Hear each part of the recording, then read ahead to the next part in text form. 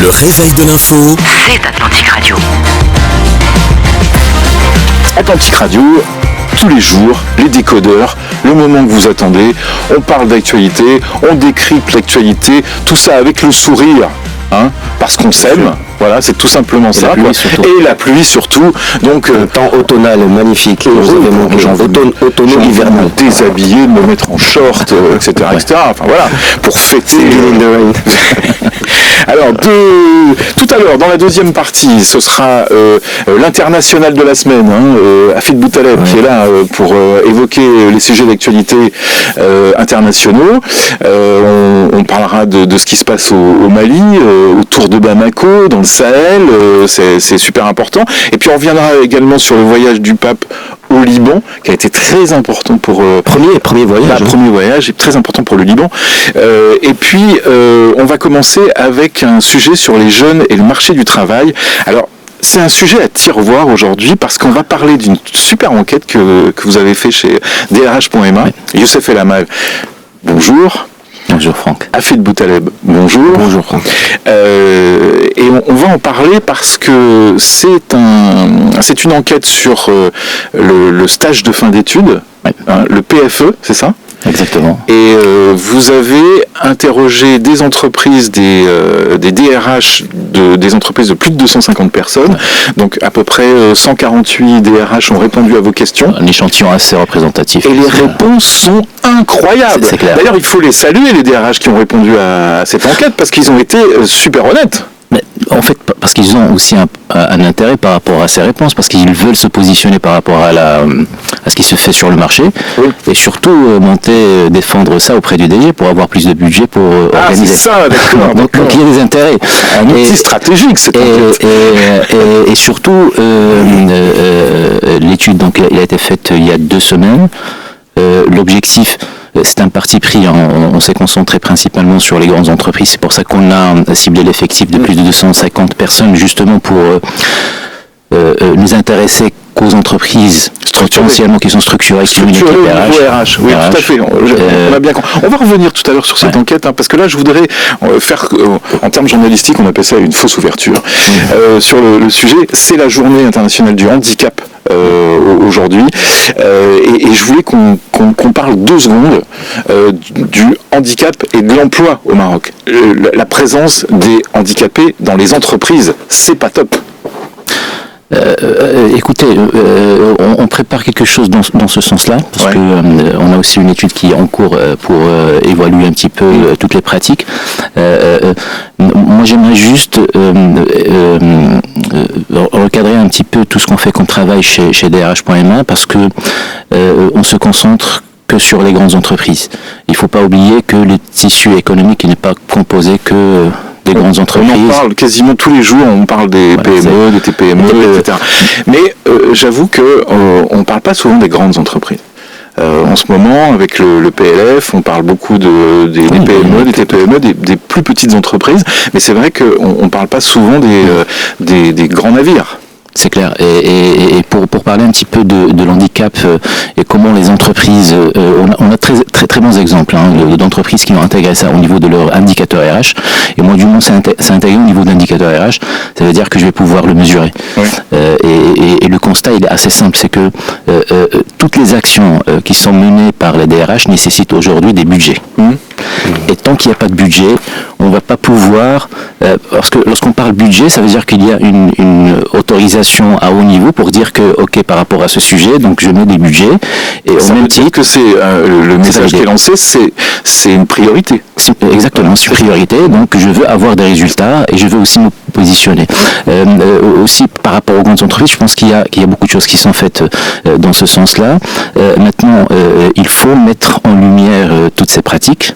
Et c'est l'objet, encore une fois, d'un support comme DRH.ma, c'est de leur donner la parole pour dire, inspirer les autres DRH et surtout leur montrer que c'est pas très difficile en fait de switcher on va dire d'un cadre du travail qui n'est pas friendly pour les personnes qui sont à mobilité réduite, par exemple, en mettant à leur disposition des accès qui sont plus faciles, en mettant à leur disposition des desks où ils vont pouvoir travailler tranquillement, en mettant aussi des conditions de travail où ils vont pouvoir éventuellement être en télétravail. Au final, j'ai l'impression qu'il y a des préalables qui sont quasiment insurmontables, quoi. Mais le préalable, pour moi, il commence par la validation de la direction générale. Okay. Et la validation, ça vient avec des indicateurs, ça veut dire que j'aimerais savoir combien on a intégré de personnes qui sont en handicap. Et pouvoir mesurer ça sur la durée et par la même occasion aussi accorder des budgets. Alors, mais est-ce qu'il ne faudrait pas mettre en place des quotas Pas sûr que c'est... Mais dans le privé. Hein. Je suis pas sûr que c'est la bonne... Non, vous n'aimez pas les quotas, vous. Ouais. Mais bon, là... Ça n'a jamais marché. Ouais, d'accord. Mais tous les ans, on dit il n'y a pas beaucoup de handicapés. Ce que vient de dire Youssef El Amal, c'est très intéressant parce que ça veut dire qu'il n'y a peut-être pas encore assez de volonté d'intégrer des handicapés pour des raisons budgétaires, pour des raisons de peut-être culturelles, de philosophie, etc. Je ne sais pas. Je sais pas ça dépend aussi du manager. Ça dépend aussi on a de l'équipe de direction. Dans le même sens, Franck, moi je pense qu'il y a aujourd'hui, on a des indicateurs ESG qui sont installés notamment pour les entreprises qui sont cotées en bourse. Moi je pense parmi les indicateurs, et ça aussi c'est un sujet sur lequel on est en train de préparer quelque chose, c'est que pour une introduction en bourse, on va regarder tous les éléments financiers, mais on ne va pas valoriser tout le travail qui devrait être fait sur le RH. C'est-à-dire le rapport d'introduction, vous allez trouver des dizaines de pages sur le volet financier, solidité financière, alors que c'est l'humain normalement qui devrait être valorisé. Et la qualité, et la RSE, tout ça, il y a des choses... Il y a aujourd'hui, l'AMC, en fait, ils ont des obligations ESG, RSE, ainsi de suite, qui doivent être mesurées, qui doivent être communiquées. Mais ça n'a pas le même poids aujourd'hui que le volet financier, solidité financière. Et je pense que le volet handicap aujourd'hui, il pourrait, notamment dans ces entreprises-là qui ont une obligation de communication trimestrielle pour donner des éléments au marché sur la solidité de l'activité de l'entreprise, ça devrait éventuellement être une piste pour dire que ils font des choses pour l'handicap. Affine. Pour l'handicap, moi, c'est juste, j'ai vu hier ce geste très important de l'ONCF d'accorder des rabais sur tous les tarifs des trajets effectués par l'ONCF, que ce soit Supratour ou le train. C'est très bien ça. Oui, c'est très bien. C'est bien maintenant. Est-ce que les trains sont accessibles? C'est tout petit. On peut faire ce qu'on veut. On peut faire ce qu'on veut comme remise. Maintenant, est-ce que ces personnes-là sont en mesure de monter dans les bus de Supratour? Moi, je suis pas sûr que c'est le cas. Maintenant, c'est encore. Il faut encourager. J'aime bien voir la partie remplie du verre. Il faut encourager ce genre de dispositifs. Il faut les mettre en lumière pour inspirer d'autres. Alors. Le sujet concerne l'emploi. On va revenir tout à l'heure sur cette enquête qui est très intéressante. Les jeunes et le marché du travail. Quelles solutions concrètes?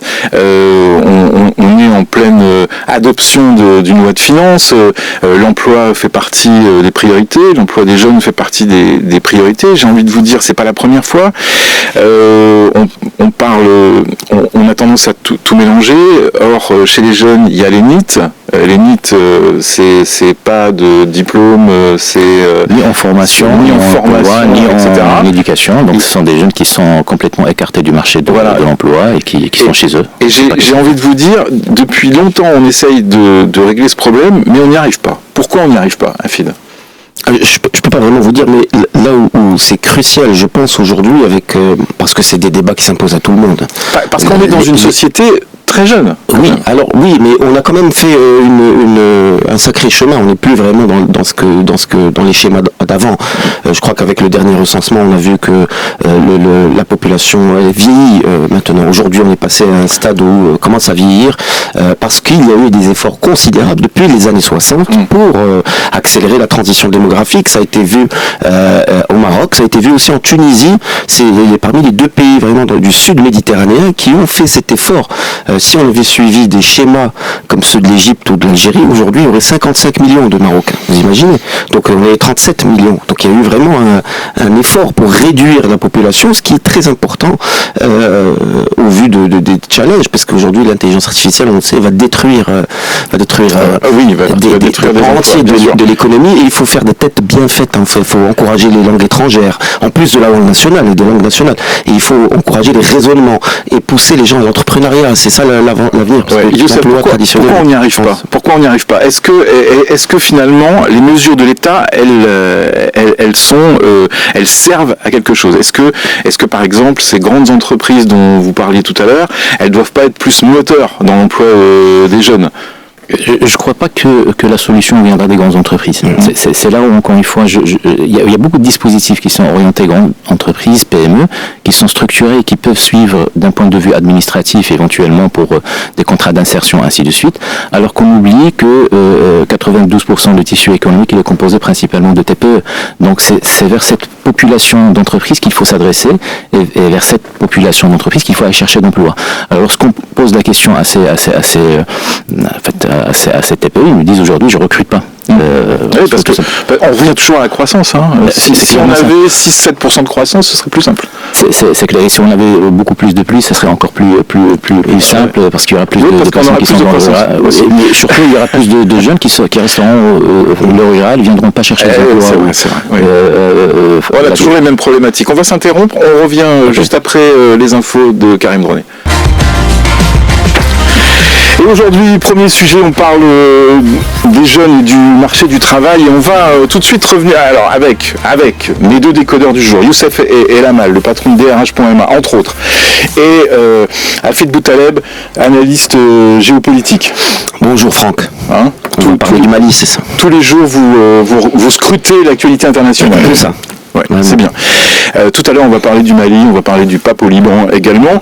J'aimerais qu'on parle maintenant de cette enquête qui a été faite au sujet des PFE. Alors d'abord, Youssef, expliquez-nous ce que sont ces PFE. Les PFE sont les projets de fin d'études. Généralement, en fait, ce sont c'est l'année charnière où le jeune va devoir valider sa formation, oui. Et par la même occasion, il devrait en profiter pour trouver un emploi. Et lorsqu'on parle PFE, on parle généralement d'une période de stage de 4 à 6 mois. Okay. Donc c'est une période de stage qui est assez longue. Des stages qui sont rémunérés ? Alors ça c'est à la discrétion des entreprises, mais dans le cas des grandes entreprises, la majeure partie des stages sont rémunérés. On ne parle pas de rémunération, on parle plutôt de prime de stage, okay. Parce qu'il y a aussi un cas légal sur ça. Le profil des gens qui font ces stages, alors donc ce sont des gens qui sont diplômés ? Et qui sont en préparation de leur dernière année. Voilà, c'est pour ça que il y a une particularité par rapport à ces jeunes étudiants qui sont en dernière année. Donc il faut différencier entre PFE et PFA, donc projet de fin d'études. Et PFA, c'est projet de fin d'année. Donc un projet de fin d'année peut intervenir 2e, 3e, 4e année, alors que le projet de fin d'études, c'est la dernière année de formation.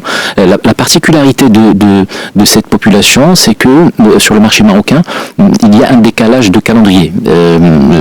Pour partir en stage PFE, on va le faire à partir de janvier, au plus tard février. Donc il y a eu une réorganisation de ce calendrier, une adaptation de ce calendrier par les écoles, parce que les écoles ils ont compris que plus ils partaient tôt dans l'année, plus ces jeunes-là avaient la chance de trouver un stage et par la même occasion trouver un emploi à la fin.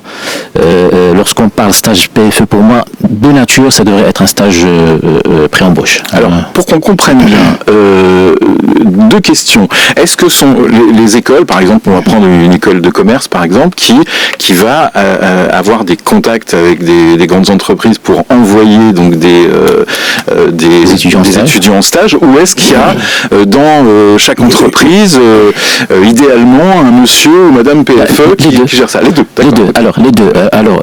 Pour avoir une réponse qui est assez précise, soit revenir à notre étude sur le paysage des stages. En fait, on a fait un baromètre de l'employabilité des jeunes où on a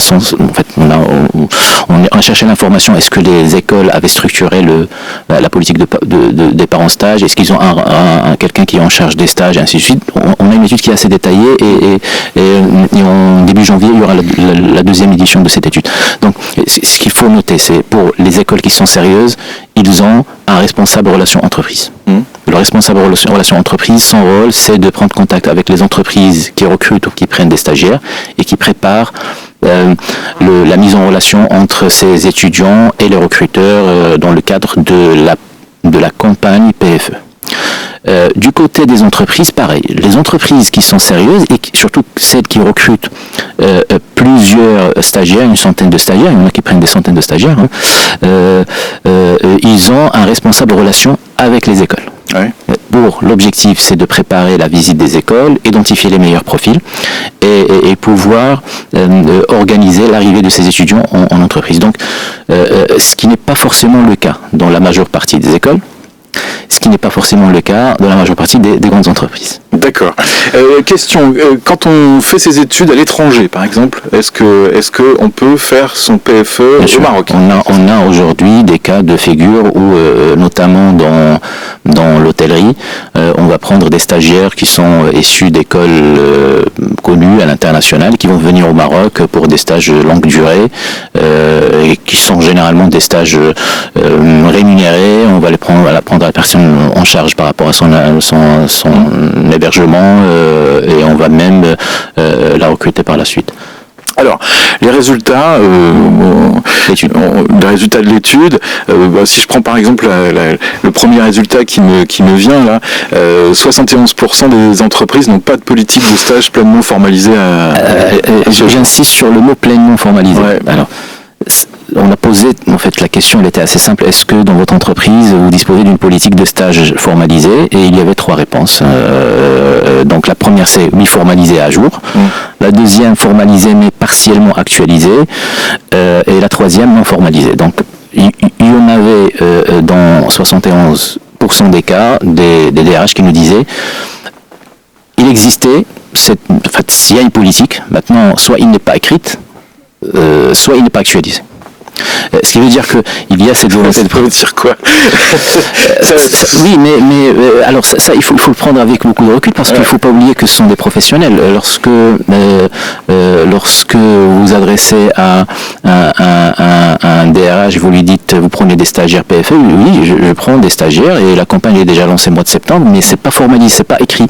Il n'y a pas une campagne de communication interne qui est lancée, mais c'est déjà intégré au niveau de mon process, c'est-à-dire c'est déjà rodé, on le fait depuis plusieurs années, donc il est là. Maintenant, lorsqu'on parle formalisé, encore une fois, je reviens à ma réponse lors de la première partie des décodeurs, c'est que s'il n'y a pas d'indicateurs qui sont clairs, s'il n'y a pas d'objectifs clairs par rapport à cette campagne de stage PFE, si je compte pas recruter après cette campagne, si je compte pas améliorer mes indicateurs RH après cette campagne, donc c'est normal que ce n'est pas formalisé, ce n'est pas écrit, il n'y a pas d'indicateur, il n'y a pas de suivi derrière. Ouais.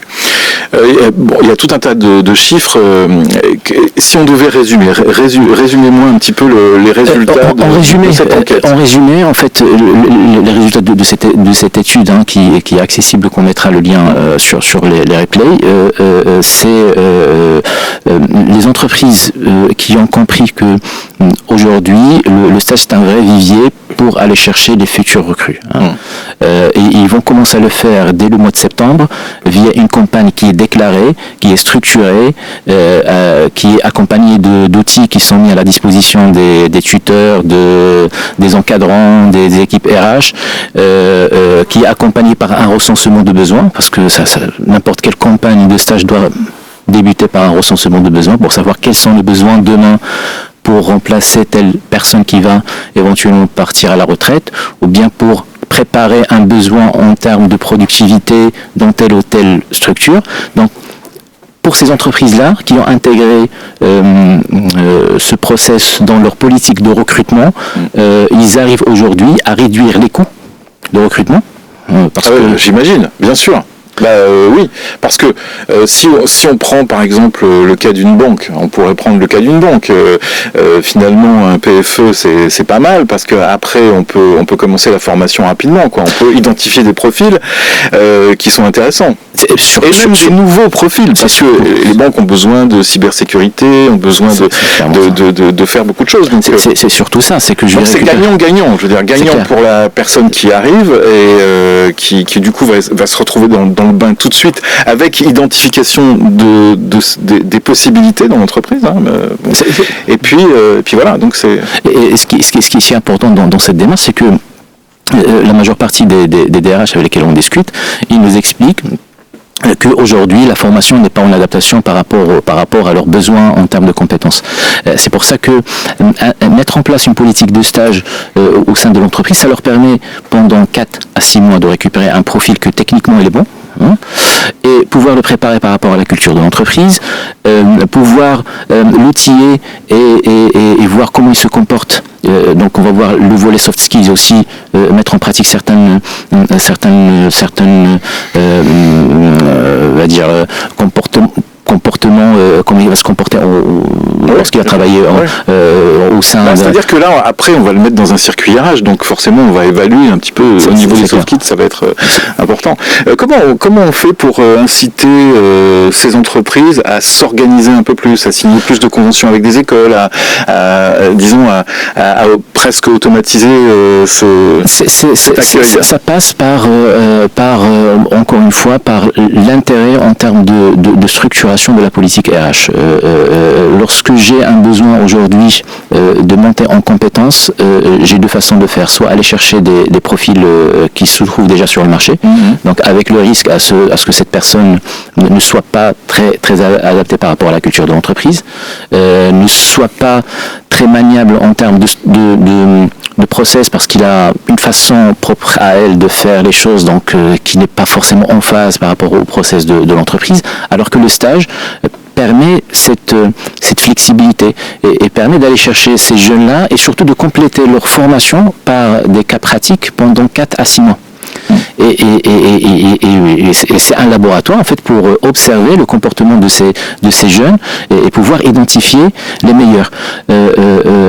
Aussi un point qui est important à citer, c'est que lors de cette étude, on a identifié aussi que plusieurs entreprises assumaient le fait de prendre des jeunes de 4 à 6 mois, de les rendre employables dès le 6e mois et accepter à ce que ces jeunes-là partent après 2 ans. Dès qu'ils ont acquis une certaine expertise.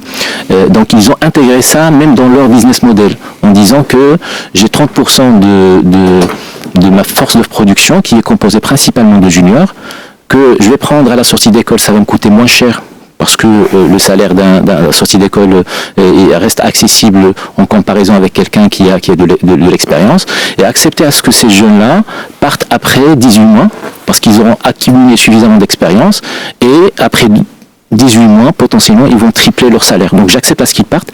Donc il y en a qui ont intégré même ces jeunes-là dans le dispositif de remplacement de leur population, ce qui leur permet d'être très compétitifs par rapport à certains marchés. Il y a des secteurs stars où ça fonctionne bien ? Oui, l'offshoring, tout ce qui est l'audit, finance, métier de l'informatique.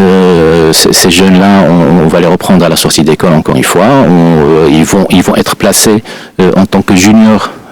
Ils vont même être facturés en tant que juniors à des clients à l'international, et on accepte à ce que ces jeunes-là partent après de 2 ans, à ce qu'ils doublent leur salaire, parce que ça rentre plus dans notre business model, parce que du coup ça va devenir plus cher à facturer, et on va aller chercher d'autres jeunes qui sont sortis d'école, et pour moi c'est un équilibre pour moi qui est justifié. L'entreprise trouve son compte, et le candidat il apprend un métier, et il trouve aussi son compte parce qu'après 2 ans, il va doubler, tripler son salaire. Alors c'est une enquête très intéressante, et on va vous mettre le lien sur le replay de l'émission. C'est pas du tout le même sujet, mais puisqu'on parlait de formation, à votre avis, est-ce qu'on va réussir à mettre en place l'apprentissage comme c'est la volonté, on va dire, du ministre de l'Emploi ? c'est l'école de la deuxième chance, il faut l'appeler comme ça.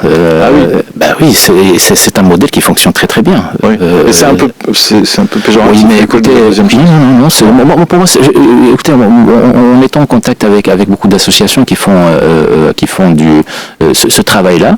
Moi, je pense qu'il faut accepter d'aller récupérer certains jeunes qui ont un incident de parcours, qui se sont retrouvés parfois dans des domaines qui ne les correspondent pas, et pouvoir les récupérer et les accompagner pour qu'ils puissent s'orienter vers... Donc, deuxième chance, pour moi, c'est pas négatif. Deuxième chance, c'est au contraire... C'est pas forcément... parce qu'on parlait des NEET, par exemple, on peut choisir d'être boulanger, par exemple, et donc, là, à ce moment-là... alors, là, c'est là où... Là, c'est pas la deuxième chance, quoi. Mais c'est là où j'ai envie encore... Ça me rappelle quand j'étais en seconde, B, il y avait encore à l'époque les secondes G en France, et on disait toujours, c'est la seconde G, c'est un peu la seconde de la deuxième chance, quoi. Mais c'est pas péjoratif. Après, j'ai bien compris. Mais moi, c'est pour vous taquiner. Mais c'est aussi pour les auditeurs, pour leur dire que il y a des appellations qu'il faut les simplifier. Tsadaroj ou autre, il faut dire qu'on va prendre ces gens-là, ils vont les accompagner pour leur donner une deuxième chance. C'est évident, on va leur donner déjà une chance. Et on parle de 100 000 jeunes aujourd'hui. Ça peut être beaucoup plus. Ça peut être. Et il y a aujourd'hui des initiatives qui sont faites avec des associations, parce que ce travail pour moi, ne devrait pas être forcément fait par l'État. Il devrait être confié à des personnes qui savent le faire, il n'y a pas de continuité dans la politique. Alors que s'il y a une association qui fait ça, il y en a plusieurs qui font ça. Oui, bien sûr, qui le font très bien d'ailleurs.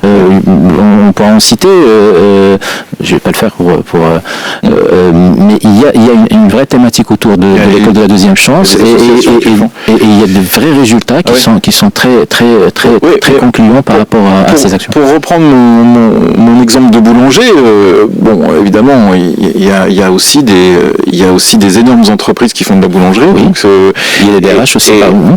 Exactement. Et donc, ça pourrait être quelque chose de très cool pour la jeunesse, justement. De professionnalisation et surtout permettre à ces parce que ça existe dans la boulangerie, dans les métiers de bouche, dans les restaurants, etc. Mais ça passe toujours dans l'informel c'est des choses qui ne sont pas organisées. Quoi. Si on peut permettre à ces boulangers de gagner plus, de le faire d'une façon plus professionnelle, plus structurée, et avoir de meilleurs revenus, pourquoi pas. Mais vous voyez que là, on parle de quoi en fait ? On parle dans votre enquête, on parle de métier, on parle d'entreprise, on parle de... C'est justement ça. C'est que on parle de portes qui sont déverrouillées avec un peu d'organisation, un peu de volonté. C'est justement ça. C'est qu'aujourd'hui, il ne faut pas oublier que le rôle aujourd'hui de l'école, c'est de former, mais son rôle principal, c'est de pouvoir accompagner ces jeunes à ce qu'ils intègrent le marché de travail. Donc le stage PFE, pour moi, c'est la clé en fait, parce qu'on a des entreprises qui sont prêtes et qui sont à l'écoute et qui sont structurées pour pouvoir recevoir ces jeunes-là, et il faut en profiter pour que encore une fois, pour ces jeunes-là, se confrontent à la réalité du marché professionnel, qui est complètement différente de ce qu'on va apprendre dans le théorique, ce qu'on va apprendre à l'école. Voilà, l'emploi, l'entreprise, le fonctionnement des entreprises sont des sujets, on pourrait parler tous les jours de ces sujets-là, très importants. On se retrouve juste après les infos de Mourad Baba et on va parler international. Suite des décodeurs avec Youssef El Amal, le patron de DRH.ma, et Hafid Boutaleb, analyste géopolitique et international. Et on va justement parler d'international, et on commence avec le Mali. Depuis plusieurs mois, le pays est confronté à une offensive djihadiste d'ampleur, entre blocus de carburant, attaques sur les axes logistiques, économie à l'arrêt, menaces directes sur la capitale. La situation au Mali bascule dangereusement, avec les récents appels à l'évacuation d'étrangers, notamment les fermetures d'écoles. La question se pose, peut-on encore éviter un effondrement de Bamako, et surtout qu'est-ce que peut faire la communauté africaine, la communauté internationale pour venir un peu influer sur la situation malienne. Oui, on parle d'un pays voisin du Maroc, c'est à 2000 km au sud de Casablanca, Bamako, c'est pas si loin que ça. Je pesais mes mots sur l'intervention internationale, c'est pour ça que... c'est surtout... On ne sait plus vraiment... C'est la situation au Sahel en général qui est devenue, depuis la chute de Muammar Kadhafi en 2011, quasi insurrectionnelle. On se souvient de cette attaque de Mortar al-Mortar à Ain Amenas, qui avait menacé de faire sauter la poche de gaz souterraine. Ça aurait fait un séisme de 6 sur l'échelle de Richter ressenti ici à Casablanca. Vous imaginez, c'était en 2013 déjà. Et puis toute cette profusion de nébuleuses terroristes, hein, avec toute cette organisation. Et là, le JNIM, Jamaat Nusrat al-Islam al-Muslimin, qui dépend de Al-Qaïda, qui vient d'où? Qui vient du Sahel, du Sahara, du Grand Sahara algérien. Et ça nous interpelle, nous Marocains, cette situation au Mali. Non, puis en plus, on adore les Maliens. Enfin, je veux dire, c'est voilà, c'est. Et oui, et il y a eu. Alors aujourd'hui, je peux vous dire que depuis à peu près fin novembre, début décembre, donc on est le 3 décembre ce matin, la situation en termes de l'approvisionnement de carburant a été rétablie. Grâce à qui? Grâce, bon, on le sait, hein, le soutien russe, mais aussi des convois qui ont démarré de Niamey au Niger pour traverser le Burkina Faso et arriver jusqu'à Bamako. C'est donc cette solidarité intersahélienne, ce projet national, je dirais, mais même transnational, de fédérer Mali, Burkina Faso et Niger autour d'une seule entité, l'AES, alors qui s'était polarisée par rapport à la France, parce que c'était la vision de la France-Afrique qui ne collait plus avec les ambitions locales, notamment des militaires et même les aspirations populaires. On peut le comprendre à 60 ans après la décolonisation, qu'on veut plus d'émancipation. Et la France n'a pas réussi à, on va dire, voilà, cette transition et à répondre à ces aspirations. Donc les Russes sont venus, et ce qu'il y a eu de nouveau avec les Russes, c'est qu'il n'y a plus de non-dit. Vous savez, parce que effectivement, la France-Afrique, c'était un grand non-dit, un immense non-dit, puisque dans les rapports, on ne parlait pas de France-Afrique, ça n'apparaissait nulle part. Mais c'était un non-dit et qui se traduisait par une réalité concrète. Aujourd'hui, les Russes, c'est très contractuel. C'est, voilà, on va faire tant de militaires pour tel endroit. Voilà, donc c'est des obligations contractuelles, quasiment de résultats, même pas de moyens, et en échange, bon, ils ont accès aux réserves d'or. Rappelons que le Mali, c'est la deuxième réserve d'or du continent. C'est donc un pays extrêmement riche. Je vais revenir 2 secondes sur la France. C'est vrai que vous avez raison de parler de cette espèce de fantôme de la France-Afrique qui est toujours là d'ailleurs. Mais il y a surtout aussi une chose, c'est que la France ne supportait pas ce terme de contractuel. Oui. Il y a différentes sociétés françaises aussi qui travaillent sur le continent, qui sont des sociétés privées, mais bon, c'était pas encore, je pense que c'est en train de le devenir peut-être de plus en plus, dans le mindset français de pouvoir se dire qu'on peut se comporter comme les Russes ou comme les Américains aussi, hein. En fait, comme certaines grosses sociétés de sécurité américaines. Je crois qu'il fallait faire évoluer, parce qu'il n'y avait pas de critères tangibles pour évaluer véritablement la présence française, mis à part les investissements effectivement, mais c'était toujours de la perspective française. Il fallait vraiment un accompagnement qui ne soit pas que mesurable, chiffrable. Il y avait tout ce lien émotionnel, 600 000 Maliens en France, la francophonie, ainsi de suite. Ça, c'est pas tangible, c'est pas mesurable. La plus grande ville du Mali, c'est Montreuil, en fait. Voilà, peut-être, effectivement. Bamako, c'est quand même 3 millions d'habitants. Mais c'est vrai que oui, 600 000 Maliens en France, c'est considérable. Il y a cette tradition. Ce lien depuis le 19e siècle. Mais là, ce que les Maliens voulaient, justement, c'était sortir un peu de ce cadre pour pouvoir s'envisager de meilleure manière, puisque le résultat de 60 ans d'indépendance, c'est quand même toujours un pays morcelé, c'est quand même beaucoup de misère, de pauvreté. Ce n'est pas que à cause de la France, il faut surtout pas rentrer dans ce discours, mais c'est un pays qui se développe, hein. Il y a très peu polluant, mais c'est un pays qui a besoin de se développer. Alors aujourd'hui, c'est un pays qui a besoin de transformer ses matières premières, qui a beaucoup de richesses surtout. Alors pour ce faire, c'est ça l'idée de mutualiser ces 3 pays, Burkina Faso, Niger, Mali. Ça donne 80 millions d'habitants, ça fait un marché, ils veulent se structurer en tant que marché commun. Rappelons qu'ils sont sortis carrément de la CEDEAO. Mais cette offensive djihadiste aujourd'hui, elle pose aussi la question du rôle de l'Algérie, parce qu'il y a un grand froid depuis l'abandon des accords d'Alger par Bamako, un grand froid entre Alger et Bamako, et ça pose la question, est-ce que c'est pas, on va se jouer l'avocat du diable, est-ce que c'est pas quand même les Algériens qui seraient derrière cette offensive du JNIM? Écoutez, beaucoup d'agents de Al-Qaïda, hein, c'est des grandes accusations là ce matin, mais beaucoup d'agents d'Al-Qaïda de AQMI, du Maghreb islamique, sont en fait des agents des renseignements algériens. Et ça, c'est pas un secret pour personne. C'est un secret de polichinelle, comme on dit. Et le JNIM aussi est soutenu par qui? Par un imam qui s'appelle l'imam Dikou, qui est un imam salafiste assez rigoriste, qui est installé où?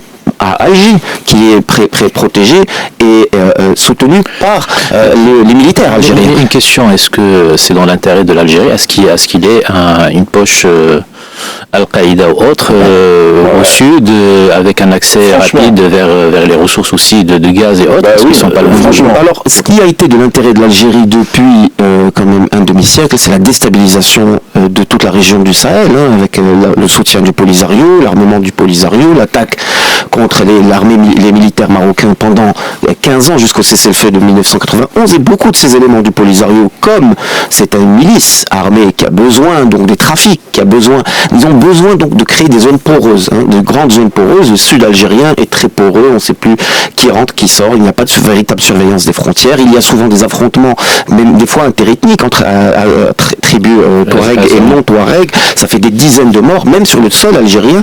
Donc cette région un peu opaque a permis tous les trafics. Donc si on peut on n'a pas suffisamment d'éléments pour accuser l'Algérie, mais ce qui est sûr, c'est que les Algériens ne font pas le travail véritablement pour acculer ces terroristes et préserver le voisinage. Et aujourd'hui, la tension entre les États du Sahel et l'Algérie n'a jamais été aussi importante. Il y a quand même un gouvernement au Mali. Est-ce qu'il a été dépassé par ce qu'on pourrait appeler la dynamique djihadiste?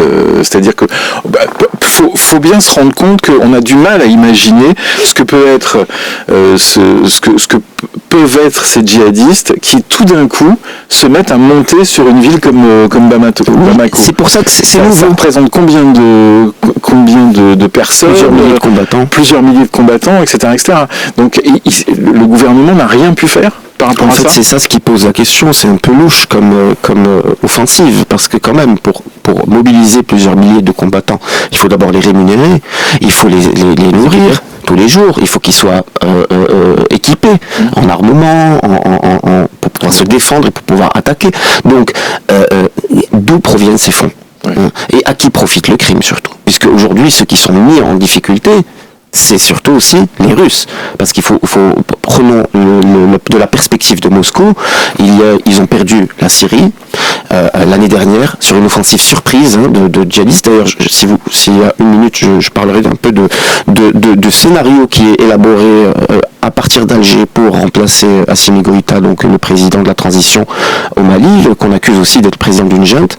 Donc il y a les Russes qui ont perdu sur cette offensive surprise la Syrie plutôt, qui ont perdu l'Arménie, face à l'Azerbaïdjan, qui a été soutenu par Israël et les États-Unis, une grande victoire de l'Azerbaïdjan, effacement de cette république arménienne en Azerbaïdjan totale qui existait depuis des millénaires, et pas en tant que république, mais la population arménienne à l'ouest de l'Azerbaïdjan totalement effacée, et recul de la Russie sur plusieurs fronts. Donc ils ne veulent pas reculer puisqu'ils avancent sur l'Ukraine, qui sont en direct maintenant en Afrique. Wagner a été remplacé par un contingent Africa Corp. Il y a Africa Corp qui a été aussi aperçu dans les convois de citernes de carburant qui ont alimenté Bamako. Aujourd'hui, il n'y a plus de crise de carburant à Bamako. Mais je vous disais, ce scénario, on veut faire apparemment, j'ai pu lire ça, de Iyad Agrali, qui est le chef du JNIM, qui est à la tête de cette offensive. Il y a eu une suggestion d'en faire le Ahmed al-Shara de Bamako, c'est-à-dire chasser exactement comme ce qu'ils ont fait avec l'allié de la Russie en Syrie. Je ne dis pas, quand je dis on, c'est-à-dire on sait très bien qu'il a été soutenu par les Turcs et par plusieurs alliés de Turcs, Ahmed al-Shara, et le départ d'Al-Assad a été quand même une bonne nouvelle pour le peuple syrien, après 60 ans de présence du Baath. Ce n'est pas le cas aujourd'hui pour Assimi Goïta, et justement, comme vous l'avez dit, c'est un peu trop tôt pour aller sur ce scénario, mais effectivement, déjà il séduit au niveau de Alger. Mais si je peux poser une question, parce que je pense que les États-Unis ils sont au courant de tout ce qui se passe avec tout ce qu'ils ont comme moyen de contrôle. Est-ce que c'est pas la réponse éventuelle des États-Unis par rapport au poids de la Russie dans cette région-là? Vous dites que les États-Unis seraient derrière cette offensive d'Al-Qaïda, c'est encore pire que d'accuser l'Algérie. Je dis, c'est-à-dire laisser faire, c'est pas laisser faire, c'est participer. J'ai envie d'appeler Sylvester Stallone parce que là on a un sujet. Hein. On a World Corporation. World Corporation. Mais les États-Unis sont présents dans d'autres zones africaines. Qu'est-ce qui va se passer maintenant sur le Mali, parce que c'est vrai qu'on parle des Russes. Les Russes, on s'est dit, moi quand j'ai vu cette offensive djihadiste, je me suis dit mais que font les Russes, quoi? C'était logique que les Russes interviennent tout de suite. 2000 hommes russes installés, stationnés donc au Mali. Qu'est-ce qu'ils font? Ils ont permis aujourd'hui de stabiliser la situation à Bamako, de sanctuariser la capitale, faire en sorte que si tout le pays tombe, ce que justement, pour revenir au scénario syrien, il y a tout juste une année, c'est ce qu'on pensait. On pensait que tout le pays allait tomber, mais qu'il allait y avoir une bataille de la capitale, c'est ce qui n'a pas eu lieu. Ici, c'est l'inverse. Et la capitale n'est pas facilement tombée. Bien au contraire, Bamako a été bien sanctuarisé par les Russes, et pour cause, il faut protéger ce pays, et il faut vraiment soutenir cette transition, je pense, parce que ce qu'il y a en face, c'est quand même les djihadistes. On a arrêté des bus, on a sorti des femmes, on les a obligées dans les régions tombées sous le main des JNIM, on a obligé les femmes à se voiler, on a exécuté des influenceuses TikTok, lapidées, donc déjà on voit ces pratiques il y a quelques du djihadisme années, on a assassiné des journalistes, voilà, etc. C'est terrible, et donc, on ne souhaite pas ça pour ce pays qui est le Mali, qui est quand même une grande nation africaine, une des plus anciennes, hein, souvenons-nous des Askia, des grands souverains du Moyen-Âge. C'est un pays qui mérite beaucoup mieux, espérons de meilleurs lendemains pour ce pays. Et pour avoir connu le Mali à une autre époque, il y a des grands musiciens, il y a une culture incroyable. Oui. On passe au débat express. Vous écoutez les décodeurs d'Atlantique Matin. Les débats express. Alors, les débats express, et on va reparler du voyage du pape au Liban. C'était assez inattendu, parce que finalement, c'est pas un pape qui voyage beaucoup. C'est un pape qui est assez discret en fait, et qui règle quelques problèmes, mais en restant un peu au Vatican. Et là, donc premier voyage, c'était en Turquie, c'est ça? Alors c'est le premier voyage, c'est l'Orient. Donc il part sur Turquie-Liban. Ouais. Premier voyage, donc il atterrit effectivement en Turquie, il va à Nicée, où il y a 1700 ans, l'accord chrétien sur la Trinité a été atteint, a été trouvé par les religieux de l'époque. Il y a quand même 17 siècles, c'est très très loin. Et pourquoi? Parce que c'est le point commun qui réunit toute la chrétienté, hein, protestants, orthodoxes et catholiques. Donc il cherche à réconcilier la chrétienté, mais il cherche aussi à tendre la main vers l'islam, puisqu'il va au Liban. Alors le Liban est un pays à forte ADN chrétienne. Il le fait depuis son arrivée. Il le fait depuis son arrivée. En Turquie aussi. Hein. Et en Turquie, effectivement, c'est bien. Je pense que c'est 100% musulman. C'est très important pour lui. Oui, pays laïque, mais pour le Liban. Le pape, c'est le chef des chrétiens, d'accord, on est d'accord, mais il y a des chrétiens au Liban, mais c'est aussi un chef d'État, le pape. C'est quelqu'un qui pèse, enfin en tout cas qui devrait peser, y compris dans la géopolitique, y compris dans le monde moderne. Voilà. Donc pourquoi est-il allé au Liban en fait? Est-ce qu'il est allé au Liban pour remonter le moral des chrétiens libanais ou pas? Des populations? N'oublions, voilà, la chrétienté est née en Orient. Hein. Elle est née avec Jésus de Nazareth. Nazareth est une ville aujourd'hui qui est en Israël. Donc on parle de l'Orient. Les chrétiens d'Orient sont un symbole de la tolérance de l'islam, que l'islam. Je vous renvoie à Amin Maalouf qui parle de ces éléments-là longuement dans toute son œuvre et qui rappelle que grâce à la tolérance de l'islam, qui a été pour très longtemps la religion de la tolérance, de l'ouverture et de la science, eh bien on a pu préserver pendant des siècles et des siècles des communautés chrétiennes qui ont pu vivre et s'exprimer en toute liberté. Et c'est vrai qu'il y a eu des moments très difficiles avec cette montée de l'extrémisme, du radicalisme lié à l'extrémisme islamique. Et donc ça a mis en difficulté, il y a eu cette guerre civile aussi pendant les années 70-80 qui a été faussement présentée comme une guerre civile islam contre chrétiens, musulmans contre chrétiens, alors c'était des guerres, guerres de clans, voilà, c'était des guerres de clans. C'était une des lignes de fissure, mais il y avait d'autres lignes de fissure. Et aujourd'hui, moi ce que j'ai aimé, c'est 150 000 chrétiens qui sont allés à Beyrouth assister à cette belle messe du pape Léon XIV. Et ils existent, ils sont encore là, ces chrétiens du Liban. Ils sont aujourd'hui représentés par ce président fort qui est Joseph Aoun, qui est en train de mettre les points sur les i, comme on dit, face au Hezbollah. Il veut ramener la coercition entre les mains de l'État libanais. Il faut que l'État libanais ait le monopole de la force. C'est la base d'un État. Et donc ça, c'est une... il parle de très loin. Il parle de très loin. Un président patriote qui veut désarmer le Hezbollah, c'est compliqué, mais c'est en cours.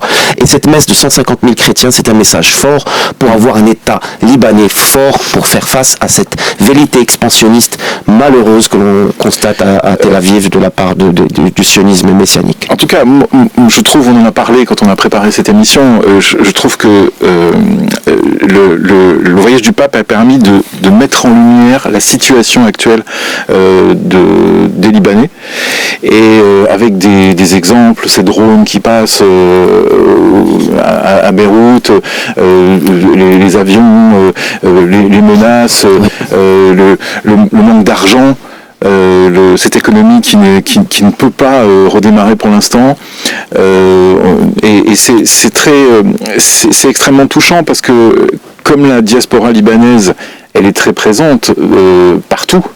On a tous, je dirais, on a presque tous des amis libanais ou des gens libanais qu'on a connus. Il y a plus de Libanais à l'extérieur du Liban qu'à l'intérieur du Liban. Je sais. Donc ça, je pense que ça a redonné de l'espoir. Bon, il y avait un message fort. Il a demandé aux Libanais de rester chez eux, de rester dans le pays, parce qu'effectivement il y a la volonté de reconstruction. Et il faut être derrière Joseph Aoun, parce que sinon ça ne servira à rien. Il faut être derrière Joseph Aoun. C'est une belle phrase de conclusion. Oui.